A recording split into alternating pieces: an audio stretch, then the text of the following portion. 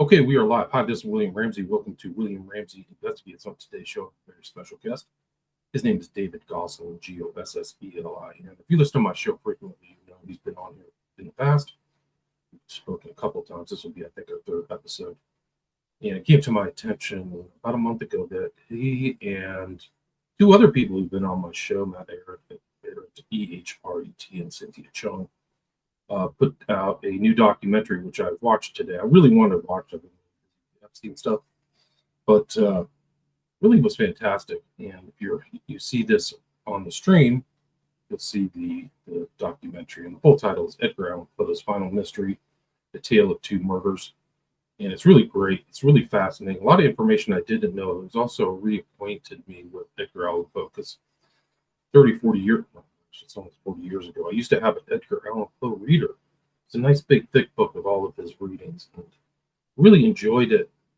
And he wrote on so many different subjects, and he was just way ahead of his time, the first detective stuff. And looking at it from this different kind of angle too, the way that they put it together, I really found just absolutely fascinating. So I was really happy to watch it.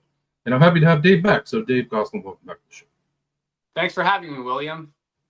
For people who didn't hear our earlier show, I know that you have a Substack and you're working with the, what's the name of it? It's the Rising Tide Foundation is also where the documentary is. Maybe you can talk a little bit about your background, your association with Matt and Cynthia, and then the research that went into this film. Yeah, sure. So Age of Muses is now my main platform. And among other things, we publish a journal of arts and letters. I do a lot of translation of like classical texts and stuff. But there's a focus now on my part of creating what I call a theater of the sublime. So what is a new theater of the sublime where we really bring back classical aesthetics and classical drama, tragedy, the things that the ancient Greeks used to use to develop their citizens, right? And cultivate them, especially when everyone, just like today, most people are busy. They have things to do. They have responsibilities. And so the whole point is that culture used to be the place where you could develop yourself and learn, right? That it was not just for men of leisure, right? Who could afford to, be a lord and just be a naturalist and study like praying mantises in like Namibia for 6 months because you got the cash. So all that to say, film today, I think is crucial because we can, just like classical Greek theater, right? You have music, you have poetry, you have a story, you have all these possibilities and ways of exploring an idea. That's way more interesting than, a treatise or something. So that's been the focus. And I have a new 3-part series on the truth about Plato, which is going to basically look at a lot of the same history we might talk about today in terms of the forces of empire and, all the machinations of the oligarchy, but set in ancient Greece and Plato's war, Socrates' war against the Persian Empire, and importantly, the Babylonian priesthood, which really sort of had taken over the Persian Empire from within, right? They have the idea of the Persian marcher lord. So Persia fought the wars, but the diviners, the soothsayers, the Babylonian priesthood, the priests of Marduk, were still very influential. And Alexander the Great was the last attempt to completely destroy the Persian Empire. Basically, he was Hellenizing Asia. He was creating a new Eurasian civilization based on Greek cultural and wisdom foundations, if you will. And he was successful right until the end, until he walked into Babylon. The second time, the priest told him, hey, if you come here, something really ominous is going to happen. We advise you not to do it. That's what the gods are telling us. At first, Alexander listened. Finally, he's just like, this is just some bullshit soothsayer stuff. And he died. He was poisoned in Babylon the night that he was celebrating with a small group. So we're going to get into all of that and how that history is playing out today and what we need to know if, like Plato, Socrates, and these guys, we really want to do things that scare the oligarchy, right? Like, what ideas scare the oligarchy? There are certain ideas that scare them, and most people, including in the conspiracy world, don't really know what those ideas are. Edgar Allan Poe was a guy who did know, and that's why we made that film. I made it with Matt Ehret did most of the research. Like, it's all based on his book. So he has a 3-part trilogy, Revenge of the Mystery Cults. And so this is based on one of those books, and it tells the story not only of Edgar Allan Poe and the crimes and sort of psychological profile of the oligarchy that he was documenting in his stories and all of that, but also the second half of the book is on Jack the Ripper, the real Jack the Ripper. And I would argue that Matt is the guy who cracks the case unlike anyone before. You know, there's so many theories about this stuff. People lose their heads. It's its It own is, industry, almost like just the theories. It's the artist's sickle or whatever. You know. yeah. So getting to the bottom of these stories and these perennial mysteries that have just been around for so long, that's a strategic thing, right? Because then people can start asking, well, how did you do that? Like, how did you figure it out? And that's really what Edgar Allan Poe, his detective stories were all about, elaborating the methodology that allows you to solve mysteries, paradoxes, murders that you can't solve if you think just like we're taught in school, which is either linear deductive thinking or inductive reasoning, which we're told are really the only two paths to get to truth. And one guy is like Aristotle, Euclid. You have axioms, you have assumptions, and you use that to then infer certain things based on reality. You look at, well, it's obvious that XYZ, therefore da da da da da. People do that every day. That's how most people think. And then there is the opposite side, which is like Francis Bacon, and sort of you begin with empiricism, you begin with sense perception, and then you try and come up with a system of rules and formulas to explain the phenomena. Edgar Allan Poe he has a whole essay uh, called Eureka on the history of basically the universe, and but he uses it as an exposition to develop what kind of epistemology do you need if you're going to deal with like cosmic paradoxes or paradoxes of any kind. And he uses that method in his detective tales, The Mystery of Marie Roget, to show how you would solve that unsolved crime. And uh, Poe was at a distance from where it occurred, but he basically solves it if people follow what he says to do. And it's actually very useful for, if we read what he does in that story, which we elaborate in the film. uh, Basically, how do you parse through all the media, all the newspapers, all the stories that are all giving you conflicting accounts? Yeah, the president was killed by a furry. Oh no, it was actually his boyfriend. Or oh no, yeah, that other kid was like in a BlackRock commercial, but he's got no social media footprint. Both his parents were social workers. Hey, end of story. We never find out who these people are. You'd always just have these details. So Poe's methodology, that's really what the documentary is about. Right, Uh, he calls it the tales of the big word ratiocination. Ratiocination. So it's like a yeah, sense of ratioing the ratiocination is, so ratio is basically comparative knowledge, like you're comparing one thing to another. So ratiocination is, whether proportions in geometry, like 2/3, cut up a square in, X amount of different ways, and what are the different proportions that you can then use to build a musical scale, pretty much, right? Like, so the musical scale comes from geometry and how you split up the string based on proportions. So ratiocination is about comparing different anomalies, right? The same information laid out in a slightly or subtly different way that may tell you something completely different from if that same data were framed slightly differently or one crucial detail was omitted.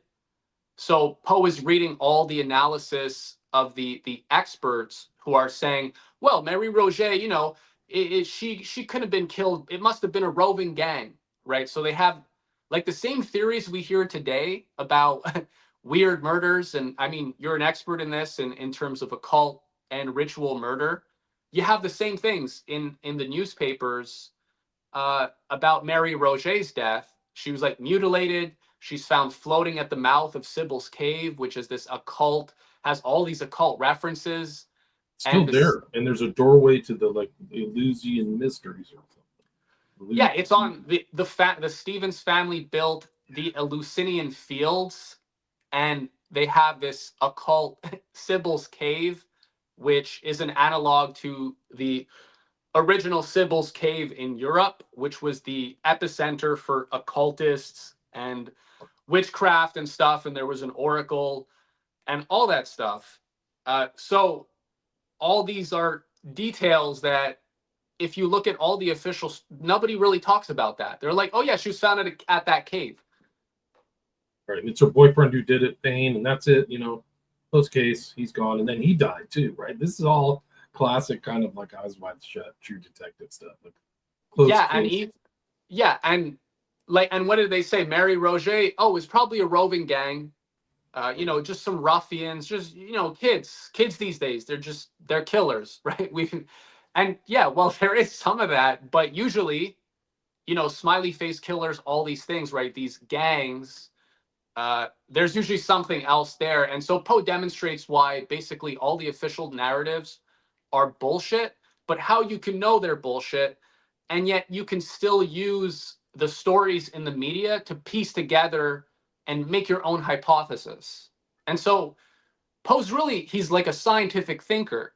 And you see that in all his stories about, like, whether it's the Mask of the Red Death, where basically an oligarchy has locked themselves up in their castle during the outbreak of a plague. And it's just sort of like orgiastic luxury and pleasure and every, kind of sort of, decadent thing that you could imagine.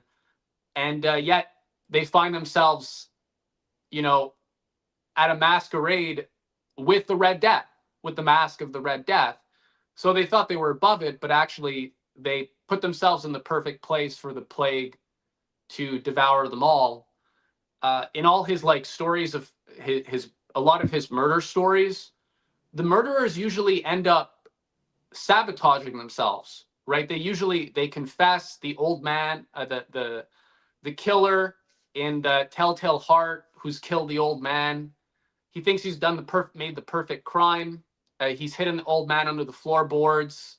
Then he starts to hear this thing in his head, and it just keeps getting louder and louder. And he loses it, right? And you see this a lot actually in people who do commit crimes, right? It's more common than people think for killers to say something that gets them found out, right? That gives them away. There's so many instances of that. And then there are those cases where you got to figure it out. You need a detective because the killer is craftier, right? And so this is where Poe's method comes in. And yeah, it's amazing. If people knew the real Edgar Allan Poe, it would change their idea of literature in America. Who were the important writers? Edgar Allan Poe wasn't writing alone. He was working with Washington Irving, who was an ambassador to Spain. He wrote like Tales of Sleepy Hollow. He wrote a biography of Muhammad. He wrote a biography of Christopher Columbus. Very important stuff. Very serious writer. Uh, James Fenimore Cooper, who wrote The Spy, which is like one of the quintessential spy thrillers set during the American Revolution. And I even know like people like Schubert, like across the world in Europe, everybody loved The Spy. They were obsessed with that novel. It was really big. And today, a lot of these guys are all kind of downplayed. Poe is like this caricature that you roll out during Halloween, and it's like, yeah, the stories were just the product of his own insanity. See, so it's not weird that he was found delirious in a ditch, incoherent, and died a few days later because he was a nut. He was crazy, but that's why he was a genius. And so you have all these people. That's like actually a popular sort of theory, right? That madness and creativity are closely interlinked and all that. So it plays into all these myths that we have, and Poe is like, it's there's really a lot there when you start peeling that onion. His works are so sober, so this personality that you wrote talk about in your documentary, this Griswold, it somehow strangely became his literary executors. I've seen this happen when literary figures die. Their executors have no clue about stuff, like Philip K. Dick or even Crowley. Like his executor was some college student. Like, so these things do happen, so they don't emphasize stuff. Things get so taken out. Things get sold. Like I know, like for Crowley, for instance, when he died, one of these guys came and got all his correspondence between Crowley and took it away, took it right out, snatched it out of his hands, and so now it's lost to history. So like a knowing executive would be like, don't ever touch this. I don't even know the importance of it, right? So I think this thing happened to Poe where his character got changed, but his books are freaking brilliant, man. They're almost like parables in a way. That's I actually got a sense of watching your documentary that he was philosophically very astute and almost a philosopher in a way because he was showing how people can go insane from their crimes or weird things, or I think he was trying to show these states of consciousness that aren't good. Like you don't want to like emulate some of the main figures in some of those stories, right? Right, exactly. And I mean, fun fact, Edgar Allan Poe's grandfather, David Poe, was a quartermaster general in Washington's army during the American Revolution. So Poe had a very distinguished, family line. And Poe himself went to West Point. Like Poe was involved he had a history. He was a very patriotic guy, and he was basically everything that he was doing when we look at the bigger picture, he was involved in intelligence. And that meant for a guy like Poe, one of the most important things was developing an American culture of arts and letters, an American intellectual tradition, which I'd say is the thing that the Poe understood this, that the British Empire wanted to make sure that American culture would never really develop, say, like to the level of like a classical Greece or like a Renaissance. It would never have a fully sovereign culture. American English like arts and letters were still kind of in the shadow of Britain. And that's how Britain wanted to keep it, because this was Ruskin, actually. John Ruskin was one of the masterminds, inspirations for Cecil Rhodes. And his whole idea was that you would create an English culture that would preserve the empire through ideas, right? Where like everyone would speak English, and English works would be sort of the dominant, would sort of dominate the cultural sphere, and America would be used for that as well. And I think like, that's a two century long agenda, 2.5 century long agenda. yeah, and for today, people think that's like, well, yeah, English, yeah, we're American, like that's all obvious. But like French was the international diplomatic language until like not even 100 years ago, more or less. Like Franklin Roosevelt, Queen of England, like all spoke French. French was the diplomatic language because France had previously been the cultural powerhouse of Europe. In the 19th century, France economically, industrially, it had surpassed Italy, Rome, and that previous sort of imperial setup. And Do you think that's why Poe set a lot of his stories in France, is to like play off of that cultural hegemony?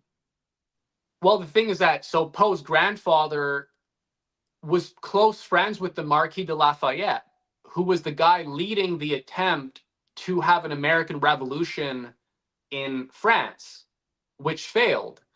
And so in the documentary, we go through how Poe was, it's most likely, the evidence suggests Poe was in France for intelligence purposes on some kind of mission and whatnot. And so he was also involved in all this kind of stuff. But then you find out a lot of literature, right? If you think of a lot of writers, famous writers, they have backgrounds in intelligence. And the culture is like is the is the soft power that is used to shape opinion. And so who's shaping opinion? It's the writers, right? Whether they're writing for New York Times or da da da. There's few of these people that are not the big ones that are not connected to intelligence, right? And Right. a It's lot like of them Crowley are. and Ian Fleming come to mind, right? He's Sorry? very, Ian Fleming comes to mind right away, former Intel guy, and then he's like created the most powerful spy stuff, like you mentioned earlier, spy kind of novels, maybe in the world history, maybe, arguably. Yeah, and he was involved in sort of inspiring the modern MI6, right? He was not just a writer. So a lot of these higher level brain trust people, H.G. Wells, science fiction. H.G. Wells was not just a science fiction writer. He was at the top of the brain trust, figuring out how the British Empire would adapt and survive the sort of ascension of the American system, right? And how they would ultimately have to subvert the American system from within. That was the work of H.G. Wells. That was the work of Bertrand Russell. That was the work of John Ruskin. So these are the kind of people that, because the oligarchy is not that smart, right? And if you read Poe's stories, you find out that, yeah, they're very sort of uh, they have vendettas. They want revenge. If you go to Florence, the history of Florence, they're all killing each other all the time. They're all backstabbing. So the ideas that preserve the empire don't come from these blue bloods, right? Blue bloods, as in historically, they're blue bloods because they just sat around. They didn't do any work. They Never collected out in the rent. sun. So the brain trusts are the people like Wells, like Ruskin, like Aldous Huxley, who sort of, revitalize the empire, its methods, and all that. And so Poe, I'd say, was on the other side. He was an example of a good guy who was actually showing the methodology of the empire, exposing it through tales of horror. It's horrific because, yeah, these people they're fucked up, right? They do all sorts of crazy stuff. But his stories usually have a higher lesson. There's a higher system of natural law that usually destroys the bad actors. So it's very interesting. Poe has a very profound conception of human nature and insight into the oligarchy that should be studied. I mean, he kind of got the idea that there was some kind of occult takeover, some kind of like, and some type of like hellfire penetration of the United States, even back in the 19th century. And so it's always been there. It's always been there in England and in the U.S., right? Even till today. Yeah, we talk about this. Matt has said more about this that wasn't in the documentary, but there was the antinomian conspiracy. Have you heard about that? No, can you tell me about that? Well, the antinomian idea is that uh, you, if you were like a believing Christian, you could still sin. You could sin as much as you wanted if you believe the right things. And so it was basically it's kind of like inverting where your spiritual self and your physical self, they didn't have to conform. The spiritual world and the material world were different. It's like Gnosticism, right? So there's this rift in creation, and so you weren't saved. What you did on this earth didn't actually change. You were saved by faith technically, and people still today in different ways adhere to that. But that was like a cover for witch covens and all sorts of things. Apparently, that's what Cotton Mathers and these people. There were witch trials, which just like today, in the same way that people go crazy about certain conspiracies. I don't necessarily want to say it, but there's like, oh, it's Epstein and today it's all it's all the certain people, a certain group, but then they don't talk about like MI6, Maxwell, Five Eyes. And when you hear Epstein talk, you can tell he's actually a low level guy. He's not smart. The Yeah, it's not interview that with smart. Bannon, this guy's an idiot. Like he's trying to talk about banking and finance, and it's like stuff that you would already master in community college. And Bannon's like, yeah, you're such a smart guy. Like everybody comes to you, and you work so much higher level people. And yeah, people can they sort of lose their heads. And so during the witch trial, Salem, it looks like just random people, ladies who like get interested in like herbs and medicine. My aunt does tarot, she's not a Satanist. There's so many like Pitchy and all that stuff. so many new age boomers are like into that stuff. So imagine you started rounding them all up, rounding your aunt and her cousin, and started burning them all. But there are real Satanists. But it's not your aunt doing tarot and trying to cast a spell on her coworker that tried to like push her down the stairs, or you know what I mean. So people get it twisted, and you had the same thing back then. So there's a legacy. Mary Rogers. I don't want to give too much away from the film, but Mary Rogers is a crucial link in that history. And so she's the subject of that murder story that Poe wrote, which created the crime fiction genre. That then people ripped Poe off. Sir Conan Doyle and all these guys, they just stole. They're not it, but they changed the methodology. It's not at all. Sherlock Holmes has a very different methodology in how he solves crimes than Poe does. And well, the idea is that no crime is actually solved the way Sherlock Holmes says it is.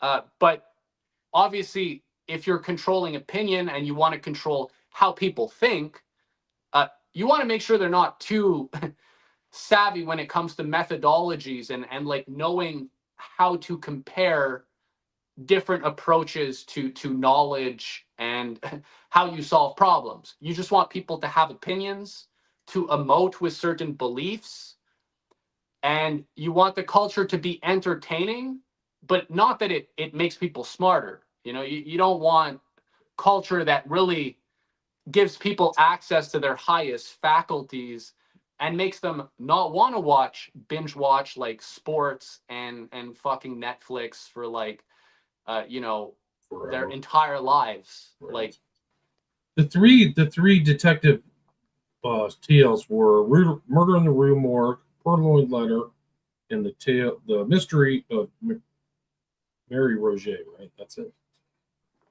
yeah, People can check those out. I want to reread them if I can find the time. they're so good. They're honestly, it's they're so brilliant when you read that. And when you know the background, the story that we're talking about now, and that the film exposes, it's crazy. It's real life. It's like truth is stranger than fiction. 100%. His frame of reference. Do you know if he when he got out of West Point, did he have military time? I'm not familiar with his history. Was he a commissioned officer? No, Poe basically he saw that he wanted to serve his country, but it wasn't going to be through the military. It was going to be through arts and letters, through culture, right? Through basically helping America to develop its own sovereign literary culture, a culture of ideas and he was going to establish a journal. So he was planning to create a magazine that could go up against all the leading magazines and print publications in the US that dealt with arts and culture. And he died. He gave the lecture. He gave a lecture tour, and he raised the money for the magazine, giving lectures that were based on his essay Eureka about the history of the universe, and his other essay on the poetic principle, where he basically describes how you make great art. Like, how do you create a poetic effect? What is the poetic effect? Why do human beings need to experience poetry and the fine arts to have a full sort of, cultivation of their faculties? He gave these lectures, he raised the money, and he died shortly after. Was he a confirmed member of the Order of Cincinnati? Do you know? I don't think it's confirmed. I looked it up, but I think that's partly because, like, they just don't, there's like, oh No no, it's not publish. confirmed. But if he was hereditarily a member, he was directly related to David Poe, who was a high ranking official and was a personal friend of Marquis Lafayette. He was in the American Revolution. So you're supposed to be by default part of that society. So yeah, it seems like he was, but officially, I think there's maybe some, like, whatever. But he was part of the networks, the patriotic networks, undoubtedly, that were involved. Basically, the the good guys in the intelligence world that today were like, where are the good guys? But part of the problem is, historically, we don't know. In history, like, so many of the good guys are written out, right? They're given new narratives and new stories, and people just don't look further. Everything they read about these guys is through this lens from that is basically, pushed by the gatekeepers. And yeah, like, all the Poe experts, they don't talk about any of this. How is that possible? How is that possible that, like, they've never pulled any of these threads, right? Same with, like, Plato experts. My new series is on Plato. All the big Plato experts at Cambridge, Oxford, they're all in on it. They're all pushing similar narratives that are Delphic. They pretend to like Plato and admire him, but only so that they can actually pervert and distort people's understanding of Plato. So they're like Delphic priests. And that's what we're dealing with most of these important people in history. If we look at the official story and the major expert historians, is bullshit. And I've that's why heard we need more stuff. it's part of the slant of, like, academia and stuff too, is that it's not infused with this kind of classical sense anymore. So a lot of these people have that kind of paganistic view, and they do it to the same in philosophy. So they're always promoting, like, the most nihilistic philosophers out there, like life is just a blip of nothingness, when there's a lot of other philosophers who are kind of more positive and have a different view, but it's always like, what's the French guy? I can't even remember his name now. But, like, all this, like, we've come from a kind of this sanitized culture that doesn't get into some of the more interesting and colorful details of these characters, and they kind of cartoonize them. Even the comic Tolkien's here, he says Baltimore Ravens take their namesake from him. So, like, that's the cartoon aspect of Poe. It's like, oh, you quaffed the raven, that's it, done. You made one good poem. That's not the case at all.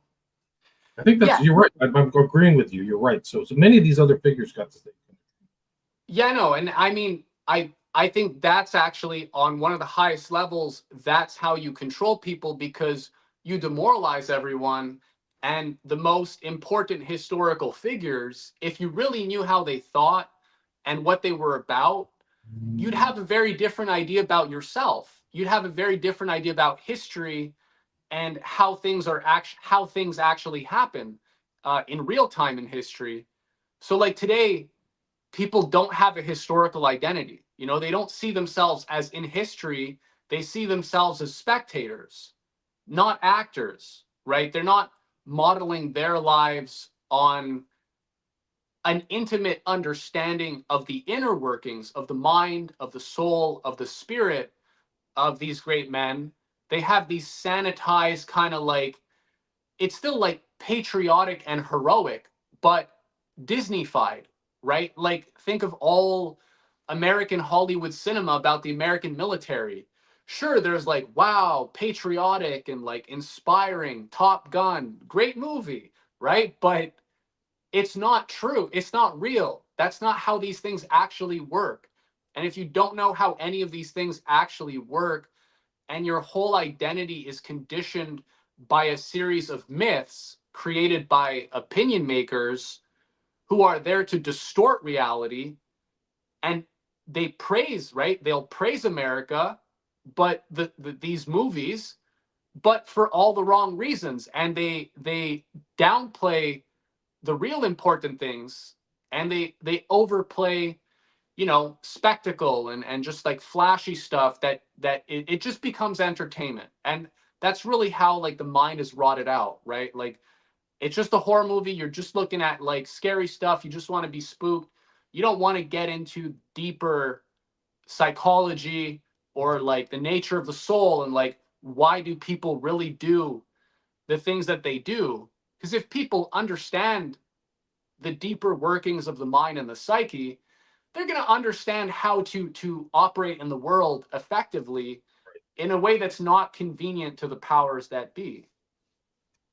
Yeah, he's like he's kind of like one of the early psychologists without being a psychologist, right? I mean, you can kind of say he's really thinking about what his characters are doing and thinking, and their badness kind of sometimes comes around and bites them. You know, it's there's. I think you mentioned in the film, or somebody did, about self delusion leading to downfall. So that's like, you know, part of the Aesop fables type stuff. You know, the Icarus flies too high, or somebody does something wrong, stares at the river too long, right? Yeah, and like people though, like we know this at a certain level, but to have a like they people are made to emote through the culture. I'd say with, yeah, these watered down versions of things that don't make you that don't inspire you, and they certainly don't get you to like want to take action. So like today, it's very popular among young people. Everything is fake and gay, right? That's what they say. Like, it's all fake and gay. Like, everything, it's black pilling, right? As they say. So like, why would you care? Why would you commit yourself to something higher if everything is just, quote, fake and gay, black pilled? Like, it's a waste of your time. Just do your own thing, right? Just worry about yourself. That's one of the biggest demoralization operations. And it just, a lot of it comes from like, you don't know who the good people are. You don't know who the good guys are. And the people who are popular, who have these big podcasts, or who are the alternative truth tellers, they're grifters. And so people emote with these people. Yes. And then they're spiritually, though, deep down, it's like QAnon. That's the best example, right? Like, all the people who are still, QAnon was an op. Like, we even know, I don't even know if I can say this, or I was, you can say whatever like, you want. We know who's behind QAnon. We know like the actual powers that be behind that stuff. And yeah, like it's meant to suck people down these rabbit holes where you've given people some facts, but then you destroy their brains. Like, they never come out of those rabbit holes. Yeah. So it's just JFK like Jr. is going to show up at the grassy knoll. You ever hear that one? QAnon said that, and like 500 people went out there with cameras to go take photographs of JFK Jr. Like, he didn't show up. And the other thing is, like, the grift goes on and on. It's almost like these alternate, media figures as well. It just never ends. And almost all, if you look at some of these guys, there've been like statements I've heard. I'm not going to name names, but like, they're like, everybody in the alternate media has somebody giving them money. Like, and all these influencers, even for like the young kids, like Clavicular and stuff, people ask them, who's paying you? Is anybody giving you money? They just shut up. So these are fake. They are fake. And so, but like, everything is not fake. It's just Right. It's that not, for these reality's not fake. Yeah. for these people that feel that, I'm just like, I'm just, the idea is to tell them, actually, no, there's actually a lot of real good stuff out there, but you're intentionally being fed this kind of anodyne diet of bullshit that is meant to make you feel the way that you justifiably feel. But so, to get back in touch with that longer historical battle that is still playing out today, I think that's step number one. Because no, everything is not fake and gay. It's not, there's no need for black pilling. There's no need for that, but there is a need for cultivation of our higher faculties. And there's a way to do that. And number one is to study the people who historically were successful at that, and to ignore a lot of the other gurus that's, tell us, oh, actually this guy was a good guy or that guy was a good guy. And it's like, no, they're not actually. They're bad guys. So a lot of Poe's one of the good guys. He's an edifier. He's definitely telling you stuff, showing you stuff, and sharing his great intelligence. Man. God, it's brilliant. There's just absolutely no question. Like top-notch brain. And the stuff that he knew, like how all this stuff and the Young American movement and all this other kind of, I didn't know a lot of there's a lot of stuff in this documentary. One thing, this expurgated and this simple analysis of some of these people like Ralph Waldo Emerson, Henry David Thoreau. I didn't know that he, some of his other ideals. I just knew Walden Pond, So. Actually, one thing we didn't say that I should have mentioned this, because you brought up Emerson before. Emerson was leading the transcendentalist movement in New England, which was the precursor to theosophy.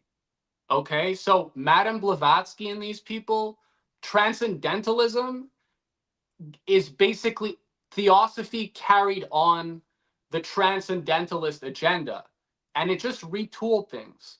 Blavatsky mostly stole stuff from other people.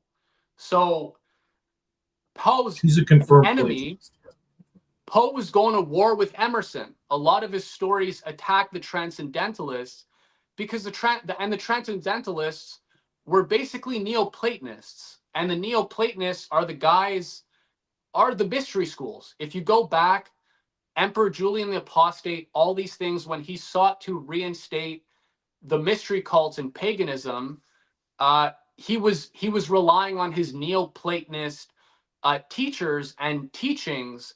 That's what he wanted to institute as the official religion of Rome and kick Christianity out. The Neoplatonists in the Renaissance, they were the guys that were perverting all of the readings of Plato with their Neoplatonic they were basically, the Neoplatonists are the mystery schools. They mystify real knowledge. They turn it into occult things that require occult initiations and whatnot. And so the transcendentalists were modeled on that, and they had, just like the New Age, the exoteric version is like this feel-good kind of like, yeah, you're going to get in touch with consciousness and like the universe and nature. But then there's an esoteric version of that for the elites in the movement, which is the real Satanism. And it always works like that for all of these things. From Blavatsky said Neoplatonism, the Neoplatonists were the inspiration for theosophy. Transcendentalism is completely connected to that and to theosophy. So the fact that Poe was the biggest basically enemy of transcendentalism because of his wit. Poe is actually, he's so funny. When you read some of his satires, we have some of it in the documentary for where he makes fun of Margaret Fuller, who was one of the leading transcendentalists.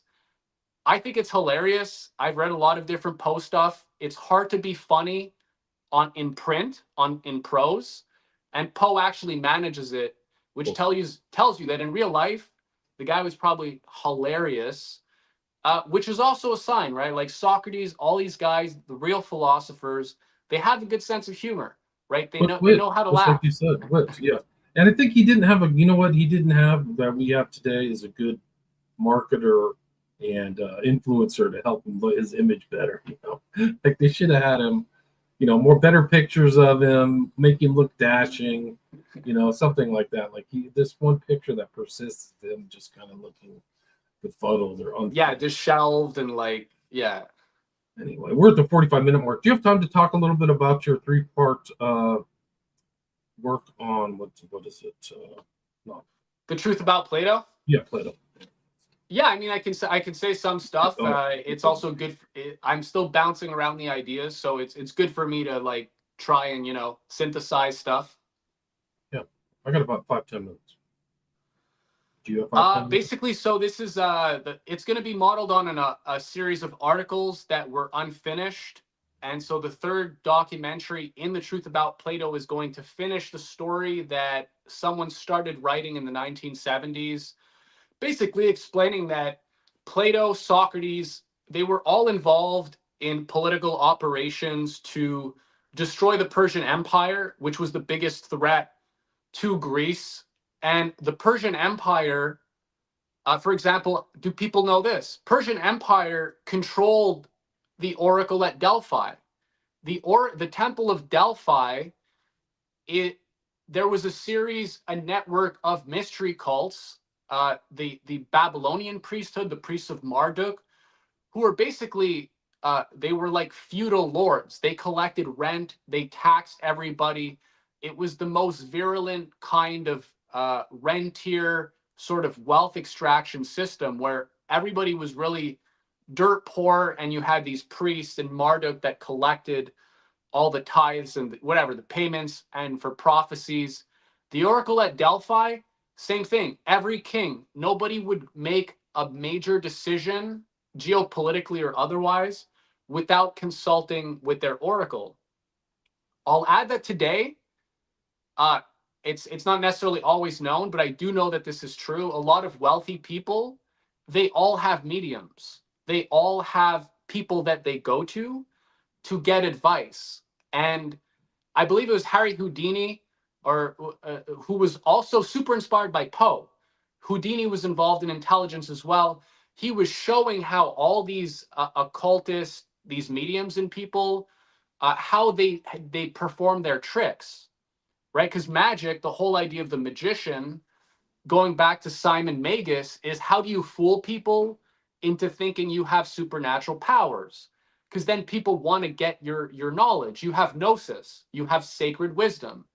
And so in the ancient times, it was Babylon, it was Persia.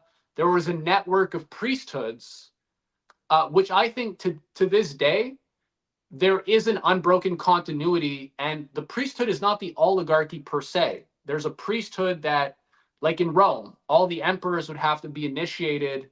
There was the Sibyllian books, right? All the emperors had to consult the oracles, the Sibyls, to know what they should do, right, on any major decision.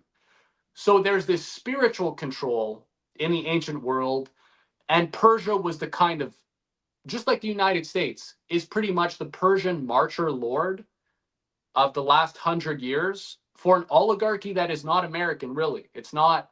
There's something older and deeper that people don't see publicly. So a lot of the idea of the American empire is based on kind of pattern recognition at the surface level, but there's a higher priesthood. There's something higher there. And when you look at the ancient world, Plato, his students, Socrates' students, Plato and Xenophon. Xenophon wrote the Cyropaedia, which was the education basically of King Cyrus, and that was the model that Alexander the Great used. And there was a battle in Persia where Xenophon and those forces, there was a battle over the Persian throne, and one was allied with the Greeks, and the Greeks marched to Persia to try and put in power their guy, who was going to be a much more cosmopolitan, anti-oligarchical Persian ruler.